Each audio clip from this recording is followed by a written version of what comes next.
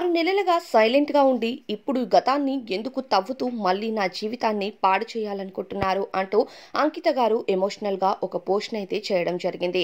అంకిత ఆ పోస్ట్‌ని రాజ్‌ని ఉద్దేశించి మాట్లాడారు అని అందరికీ అర్థమవుతుంది. ఆ వీడియోలో క్లియర్‌గా యూట్యూబ్ కోసం అలానే రాజ్ గారి కోసం ఇండైరెక్ట్‌గా తెలియజేశారు. ఆ పోస్ట్‌లో ఇలా రాసుకుంటూ వచ్చారు అంకిత గారు. గడిచిపోయిన గతాన్ని తవ్వుకుంటూ ముందుకు వెళ్ళేవాళ్ళు మనుషులకు నేను చెప్పేది ఒక్కటే. ఆ గతాన్ని వెనక్కి తిరిగి చూసుకుంటే అంతా అర్థమవుతుంది.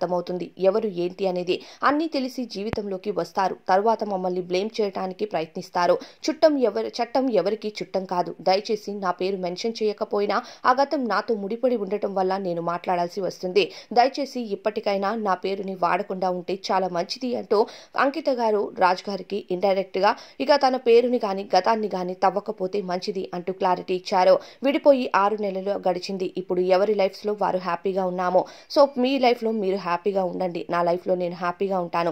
దయచేసి గతాన్ని మళ్ళీ తీసుకురావద్దు. చట్టం ఎవరి చుట్టం కాదు. చట్టపరంగా చర్యలు తీసుకునే వరకు వెళ్ళొద్దు అంటూ క్లారిటీ ఇవ్వడం జరిగింది. ఇక రాజ్ గారు కూడా గతంలోకి మళ్ళీ వెళ్లే ఛాన్స్ లేదు అంటూ వీడియోస్ ద్వారా ఇప్పటికే క్లారిటీ ఇచ్చారు.